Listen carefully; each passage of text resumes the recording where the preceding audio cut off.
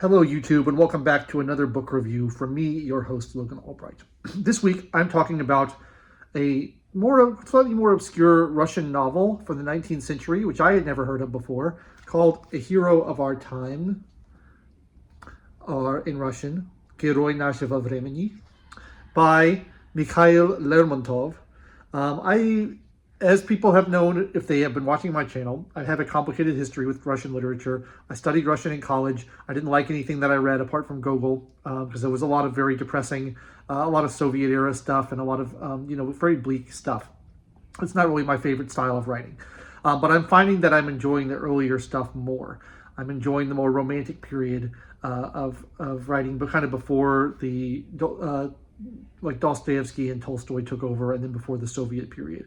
I tend to enjoy that. It's got more of a romantic European feel to it, which I really like. This one is, I randomly stumbled across in a bookstore and thought it looked interesting. It is a modern library edition with a hideous anachronistic cover. I almost didn't pick it up because the cover is so bad. I don't know why they would put this cover on this book, because it was written in 1840 and it takes place in the Tsarist period in Russia, or rather in the Caucasus Mountains and surrounding countries to Russia. And it's quite short. It's regarded by many as one of the kind of first psychological novels in Russia that kind of kicked off the tradition of the great novelists like Tolstoy and Dostoevsky, but it kind of comes after Pushkin, who is their greatest poet. And Lermontov was an interesting guy. He died very young. He died in his late 20s, I want to say 27, in a duel, and he didn't produce a lot of work. This is his only novel, but he produced a lot of poetry, and he was a great admirer of Pushkin, and he was a great admirer of Lord Byron, which is very evident in the text here. This is a story told through a number of kind of short stories from different perspectives. It starts off with the narrator traveling through Russia and hearing stories about this character. Pechorin is the main character's name, and he is an officer in the Russian military, which I'm curious to know like what the duties of that job entail, because it doesn't seem like they do a lot of military work. It seems like there's a lot of free time to go on adventures.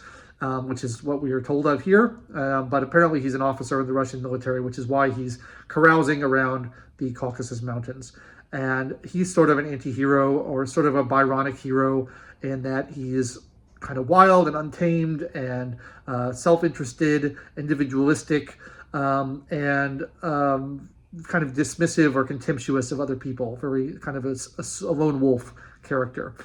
His first act in the book is to steal a horse and abduct a woman who he wants to marry against her will. So that's the kind of character we're sort of dealing with here. And while he's not presented as a complete villain, he's also not presented as a complete hero, which you can read the title of the novel, A Hero of Our Time, as a little bit ironic. And in fact, that's alluded to in the text as well. There's 6 stories in here.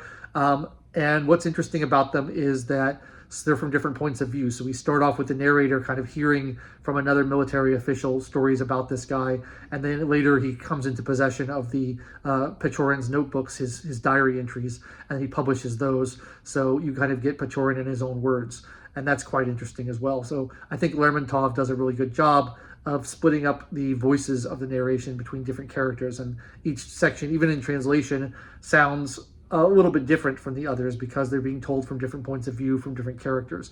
I think that's really skillfully done. It's hard for me to, I haven't read the original Russian, so it's hard for me to be too knowledgeable about how it actually comes across, but I read the translator's note and he talks about that, and it does seem like that's something he tried to bring across in the translation, which I really did pick up on and did appreciate. It's a kind of a swashbuckling adventure.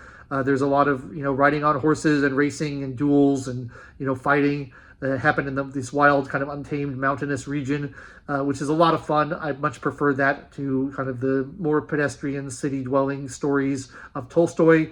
There's a part at the end where he's trying to woo this princess, which is a little bit more domestic, but it ends up, culminating in a duel on a mountaintop. So that's a lot of fun.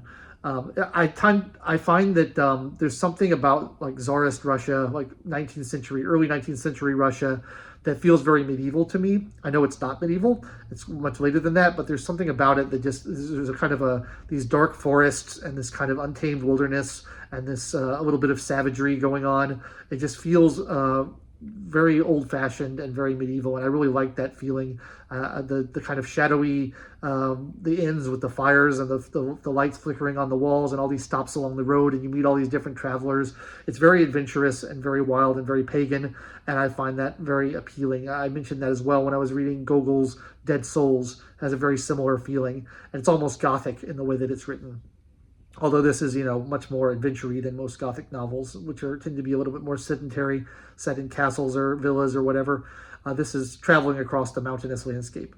So I really loved it. I thought it was a lot of fun. It's one of my favorite Russian novels that I've read. I'm trying to get more into that genre, the great Russian writers. I have struggled with Dostoevsky. I've struggled with Tolstoy. I've liked Gogol. I liked Bulgakov, okay. But I have more to read and more to learn about, and I was happy to happen upon this book. I thought it was a lot of fun to read, and it's, like I said, it's very short. It's like 150 pages, so you can get through it quickly. And it's interesting to see kind of the roots, the groundwork being laid for the later tradition of novel writing in Russian. And it is very clearly influenced by Lord Byron. It's very clearly influenced by Pushkin. And so in that sense, it's a little derivative, and you can write it off as kind of just a frivolous adventure story. But I think there's more to it, because you do get inside the narrator's head with the diary entries, not the narrator's head, but Pechorin's head with the diary entries, and kind of see where he's coming from psychologically, and that's quite interesting. The last section, which he's trying to woo this princess, is basically him just trying to.